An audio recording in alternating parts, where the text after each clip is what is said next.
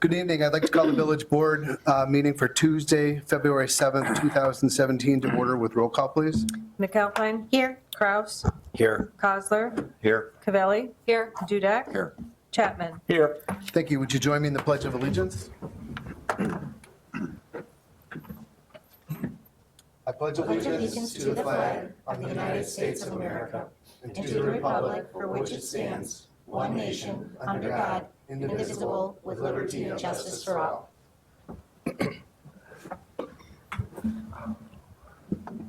17 days till. Thank you. We now move to the open forum where the public is invited to make an issue-oriented comment on any matter of public concern, not otherwise on the agenda. Do we have anybody sign in? Nothing? Is there anybody here that wanted to address the board on anything right now? Thank you. We'll go ahead and close open forum. I have a couple things on the mayor's report. First, we have an employee recognition. Jeff Witherow has been with the Village of Cary for 20 years, and we have a small token of appreciation for him. If you'd like to come on up.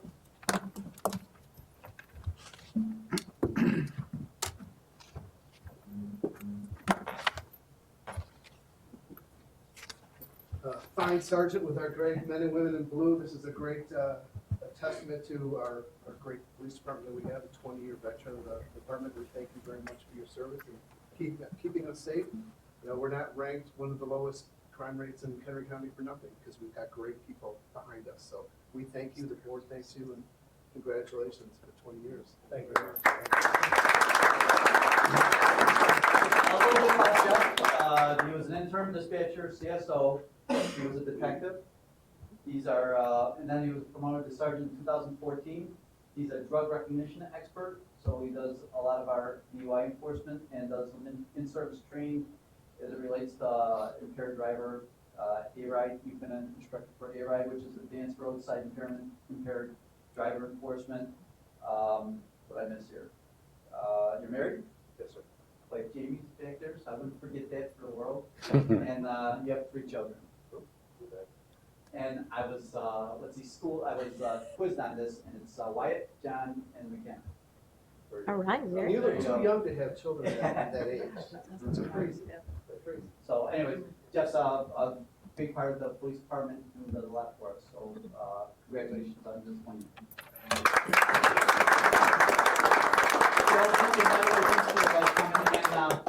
Interesting enough, they didn't want to sit, right? They never do. They always stand in the middle. But there's cake against my better judgment, by the way. I said, but there's cake upstairs. Perfect. There's a little reception upstairs.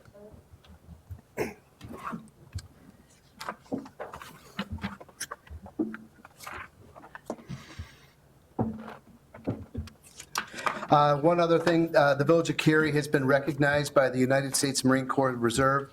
We received the Commander's Award. I have a copy of it here. Through our participating in the Toys for Tots program. Great opportunity and way that the Village of Cary gives back. So thank you for that award. We will continue to do so. Thank you. And I will entertain a motion to approve the consent agenda items number 1 through 7. So moved. Second. Comments? Roll call, please. McAlpine. Yes. Kraus. Yes. Dudek. Yes. Cavelli. Yes. Kozler. Yes. Chapman. Yes. And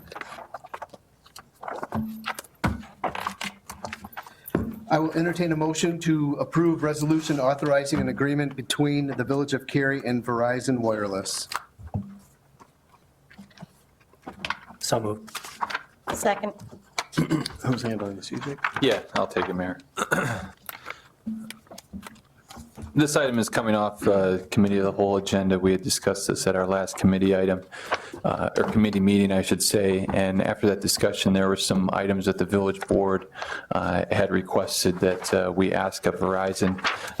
Board, you will see that in the attached memo here, those 5 questions that we had. I'll just go through them here quickly. One of the questions related to if the pole could be moved further down Spring Street. We reached out to Verizon, and the furthest it can be moved is just the current location. The second question was related to the secondary light. Verizon has approved the secondary light. There's an image within your packet that shows what that secondary light would look like. third question was a charging station that trustee Chapman had requested. Reached out to Verizon, said that they wouldn't be able to pay for the charging station. We have separately, though, from trustee Chapman, we have some solar charging stations that we've looked into that Oak Park is using right now. I think that there could be some opportunities to incorporate those on the Metro platform in the future. They're about $2,500 a piece, something that we talked to the board about, but I think that you could get some use out of that in that location. So appreciate that information from trustee Chapman. Item 4 was related to the equipment, and if that equipment can be made black to match the pole. They did answer yes, we can do that. So we have included that in the specs. And then the final question here was related to the second payment here through the 5th anniversary, if that would be able to be increased approximately 5%, and Verizon had declined that offer. And so those are the questions that I was aware of through the committee of the whole meeting, and this item is before the village board here for consideration this evening. Be happy to answer any questions. In addition, Jacob, to it being painted black, I was inquiring if there could be any kind of screening or anything put up there. Can there be any kind of screening, The like screen. shutters or something? Yeah, we can certainly look at the screening on that. Obviously, we'd want to make sure that the screening wouldn't draw more attention to the pole itself. There will be conversation, too, about the equipment, see how much we can get within the pole so that there's less that's attached to the pole on the exterior. I'd be more than happy to work with the Verizon folks on the screening with that through the building permit process. The attachments to the pole are generally enclosed. So you're not seeing, open electronic components. They're already enclosed in boxes or canisters and going to be powder coated, it sounds like. Oh, I know that. Any other questions? Do we know how many pieces of equipment are going to be put on the pole? I don't know the exact number. At about the going to be some equipment located in that vicinity. And then on the top of the pole, essentially, there's about a 2-foot, I call it just like a can, which that's where the antennas are going to be housed within. So there's going to be a couple antennas within that. That's part of kind of the enclosure to hide some of the antenna equipment. So we don't, at this point, we don't know how many pieces, does it surround the whole pole? Do they stick out 6 inches or 2 feet? Do we have any, some of these things that you see, they look like they're broadcasting for, a world war. And when I look at this, okay, great, they give us a 2-light pole, but they don't give us an image of what it'll look like with the equipment on there. The equipment's only 12 feet off the ground. It's right in our downtown. And I guess I'd prefer to know how many pieces of equipment are sitting around the pole so that it doesn't look out of place. That I feel the same way. And that's why I was inquiring about like the screening in terms of I know it's going to be equipment up there, but I was thinking, maybe like a 6-foot shutter or something, on the sides to kind of enclose it a little bit.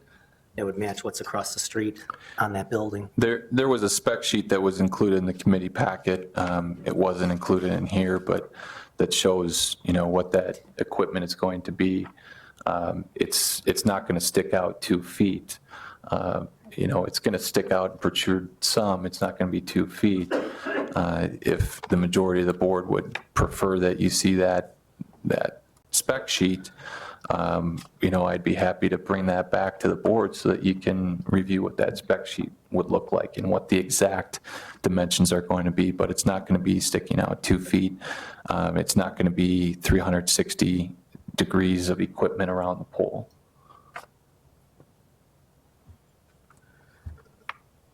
Any other comments on this?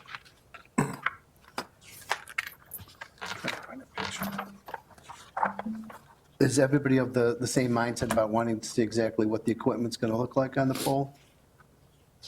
I would. I'm fine with how it is. But Me too. I'm fine with the specs that we had previously. Okay, that's fine. All right, roll call, please. Kraus, No. McAlpine, Yes. Chapman, No. Cosler, No. Cavelli, Yes. Duda. No. Motion fails.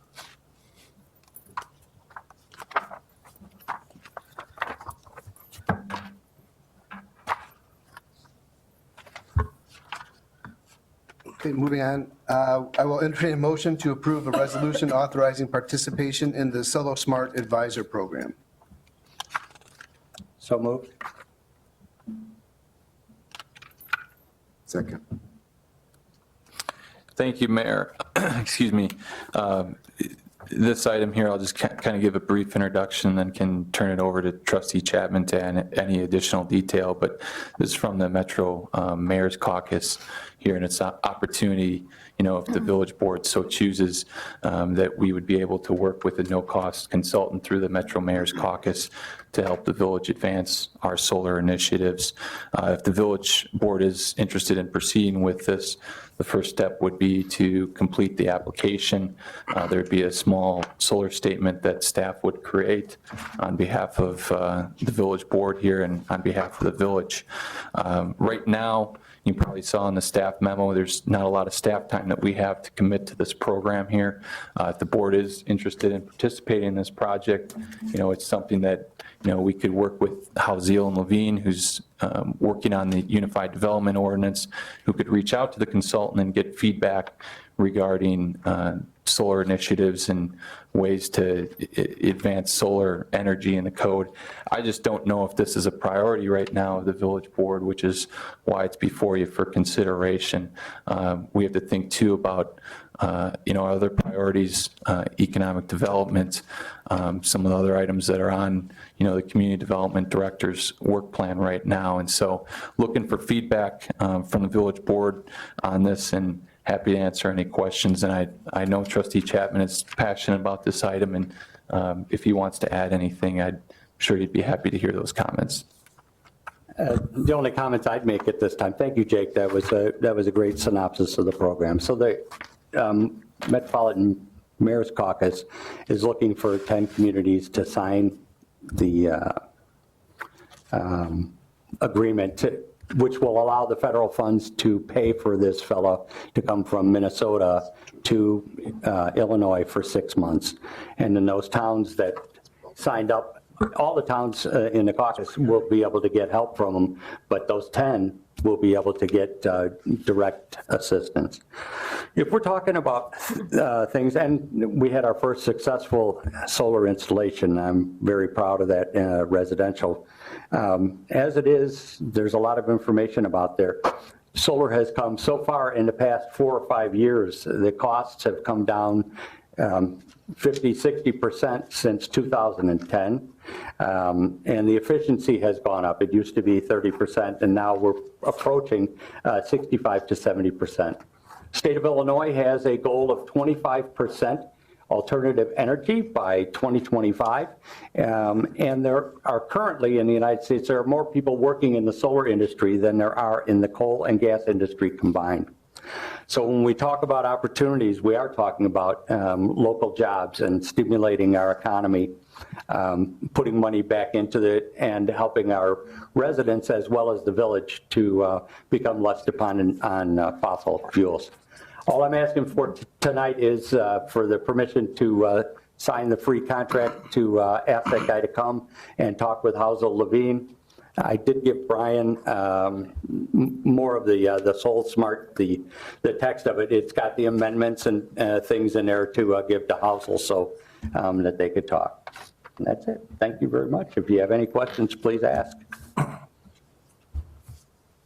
Any questions for Trustee Chapman?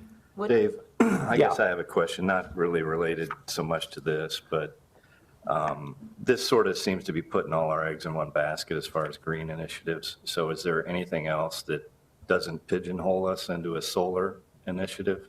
Oh, sure. And I guess, if we have this advisor come that is starting work with Houseal Levine to do these initiatives, I'd rather somebody come that would give us a broad spectrum of options instead of just solar. Well, And that's what Housel will do. They will give that broad spectrum.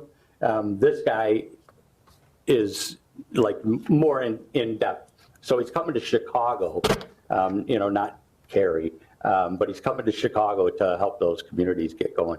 The Greenest Region Compact talks about solar, talks about wind, geothermal. As a matter of fact, Schaumburg's ordinance that you have on your desk there, very much in depth, and it talks about multiple different types of alternative energy. And lucky for us, Brian was at Schaumburg for 10 years, so he's got some good knowledge of that. So this is just strictly for communities to get up to date with solar energy and what it takes to be able to offer it. And if we're gonna, if we go with something like this, Housel Levine, is this gonna add additional costs to what we've already? It could. Okay. Yeah, it could. We'd approach them about this concept, but this isn't something that we include in the initial scope of the contract. I will say, and I understand, Trustee Chapman's passion for this here. Housel Levine, part of their project is going to be looking at this and looking at all our codes. And if the village board wants to, spend time and talk about solar or green energy, if you want to spend half hour or an hour talking to Housel Levine about that, we can do that. You heard Brian mention here in the committee of the whole meeting of trying to look and have a joint meeting here potentially with the village board and the zoning board to talk about the code in general. And we can spend time and talk about, renewable energy at that meeting if that's what the village board chooses to do. Housel Levine may have information about it, but I guarantee you that the SolSmart consultant will definitely have it, and they'll have the right information. So there's no guessing about whether or not they will. And that was the point that I had put forward. Any other comments? How much time would it take, and I realize we're, going to be subcontracting out with Housel Levine, but what about our staff? What would it take from our staff to be involved in this? To help us to save the money and to get a program in place? Yeah, I'm looking at our staff it seems like we're pretty lean. And, depending on what our priorities are moving forward, I'm just trying to see, do we have the manpower to work with this? I'm just trying to kind of look at it overall. So if we could put a dollar figure on what this program could do for the village of Cary, that would, maybe negate that. And I know Jake had discussions with Edith, and maybe you can answer her as far as the amount of time, because I'm sure that was a question that you had asked Edith. Yeah, I'd be happy to. As far as the time commitment and talking with Edith, she said it would be a mild time commitment. I guess you can take mild any way you want to take mild. I look at it that, this is a no-cost consultant, but they still need to be managed. Right. And, that would be our community development director that is managing that consultant. And right now I'm saying that there isn't time for this. There isn't time to manage this consultant. I mean, we've got, the zoning caseload, we've got the UDO that Brian's working on. We have the codes that, here are building codes that need to be updated and he needs to spend time on. And one of our strategic objectives of this next budget year is going to be spending some serious time on economic development. And that's gonna start with Brian. And so, he's got a lot on his plate right now, and I understand, it's no cost and, it's solar, but I'm concerned about saying that there's time, for this no-cost consultant. Yeah, and I'm glad you brought that up, because the time that we wanted the expert to spend here, and that's why we gave Brian that packet, and for them, Housel Levine and him to talk. But the time that I envisioned him spending here in Cary would be spent with Eric initially to talk about the wastewater treatment plants and our village buildings and the opportunities that we have for installing solar and securing grants. And so that's it. There's not an obligation. If we sign it and 5 minutes after the board meeting ends, you all say, we don't want him to come, he doesn't come. But at least the opportunity will be there for other communities that do want to move forward in a progressive manner toward becoming energy self-sufficient. And that's all. So I just ask for your support, please. Do we know how many people have signed up so far, Dave? I don't know. Well, when I talked with Edith, she said that they had the communities that they needed to proceed. They do, okay. So whether the village participates or not, they're going to move So they forward have with. their 6 or whatever. it Yeah, I was. think she said they had at least their 10 communities. 10, Yeah, okay. yep. In my opinion, I think we're going to be going through a budget cycle in a little bit over a month. There'll be priorities set by the board as to what we want to spend staff's time with. And in a couple of months, there'll be at least one new board member. So to me, I think this should all be put on the agenda for the next board, and not, right now is probably not the right time. It's a great initiative, Dave, and I applaud you for bringing it up. I just think the timing for it is maybe a little bit too soon. Thank you, Rick. I would echo what trustee Dudek just said. Dave, I'm really all on board with green energy and that. Oh, I know. But I think I would rather wait, give me a chance to read over what Schaumburg has. Sure. We just got this tonight. They seem to incorporate all the different things that you were talking about, Jim, the windmill, Yep. geothermal, the solar. And then I'd like to see what we can have put into our UDO when we change our codes in terms of making it easier for the residents of Cary. We had that one resident up on High Road, Yeah, right. put the solar panels up there, and I've talked to them a few times. Just to make it easier for anybody in the village that would want to be more green. Very good. I'm of the same thought process, that I definitely support the initiative. I just think that we have to set our priorities, and if economic development, we're really thrusting that onto Ryan and other things, when we set our budget and our priorities, that's the time when we're going to know what we have available to use those resources for.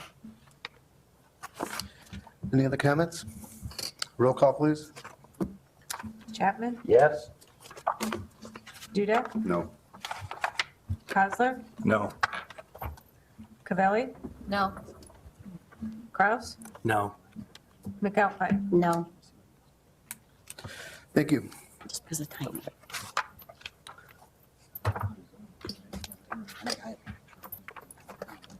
Gentlemen. Administrator's report? Thank you. Mayor, Village Board, just wanted to update you and ask for your support with this Village Hall Records Day. We've done this in prior years with success. The day that we're looking at is February 20th, and that would be President's Day, where, some communities are actually closed on that day, and some other, government offices are closed that day. What we do is we use this day for our staff to complete filing and records work. Some of it, as we've moved some of our files over to Public Works, where staff from Village Hall can go to Public Works and help to organize documents. So village staff would be here working, we just have the doors closed, and we wouldn't be answering the phone. So we'd announce that to the public. But again, we'd still be here working, but it'd be kind of, back office type work. And so ask for your support on this, and want to make sure that is something that you'd be open to. 2 years ago, Jake, we brought forward the idea of scanning all those documents and saving them electronically. So nobody has to go anywhere to look for things, plus we'll save all the paper. It also offered an opportunity to use Little Village as a staff resource to help us with the scanners.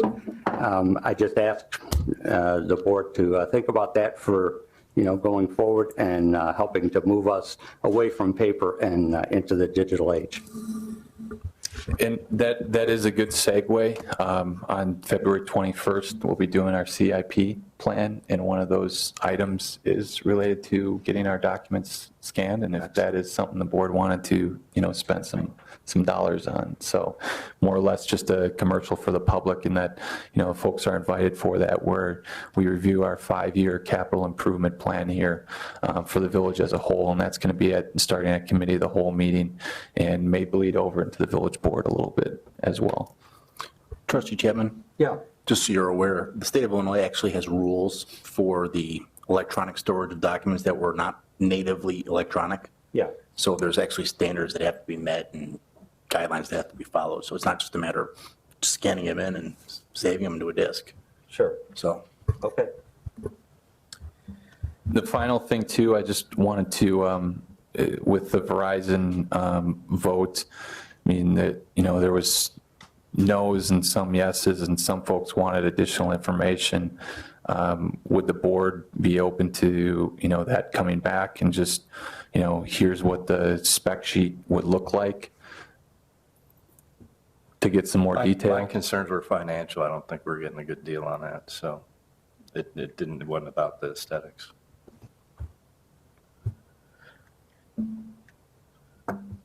I think it would be helpful to see what it looks like. The two of them together are, for me, a non-starter. So can I get a consensus of bringing it back with additional specifications? And Jim, yours is different than everybody else's, but it's, That's fine. you'd be interested in that too, trustee McAlpine? Trustee Mine's Chapman? definitely financial. Okay, trustee Cavelli, bring it back? Yep. Good. All right, we'll work with staff. Staff will work with Verizon again to put something together that the board could sink their teeth into a little bit more. Thank you. I'm assuming that nothing's changed since the last time I asked you. Is there any of the reports here for department heads? Okay, this is good. This is good. Maybe the budget's balanced too. Pardon me? Maybe the budget's balanced too. Yeah, maybe the budget's balanced, okay. Any future agenda items and discussion by the village board? I will throw something in, there was talk about making a policy amendment for our village board that we make the village board meeting directly after the committee meeting, immediately following, so we don't have to wait for an hour. when Can that be everybody- done though, without posting? you're allowed, you're allowed to put on the agenda, the village board meeting will start immediately upon the conclusion and adjournment of the committee of the whole. Where you have public hearings scheduled, it's preferable to have a specific time, because then That's you're what I'm inviting the thinking, people yeah. to participate and, dealing with due process. But otherwise, we have other clients who have that practice where they just roll into the next meeting, and the public knows that the first meeting starts at 6, and they have to be here for when the next meeting starts. Adam, in the event you do have that public hearing, can you flip-flop 2 meetings? If you're changing the time, that is rescheduling the meeting, which would be a special meeting, so you'd have to give notice in compliance with the Open Meetings Act for a special meeting. Or we could just wait until the time posted in the paper. But we have to post either way, right? So what's the difference? I'm just thinking that if you have a public hearing, put the village board meeting first at 6 or whatever time the board. You can decides schedule they the wanna public do hearing it. during the cow meeting. Yeah, I mean, you still got to put it in the paper one way or another, so. Well, why don't we do this? Why don't we have staff put together some recommendations on best practices, and we'll get a report from staff about that. Does that work for you, Jake? And let's take the second to give credit where credit is due, because that was trustee Cavelli's recommendation, which is highly appreciated by everybody. Absolutely. Thank you. All right, anything else, any other future agenda items? None said, I will entertain a motion to adjourn. So moved. Second. All in favor? Aye. Opposed? Thank you. Never say, Kids go home. You're Jay, right? That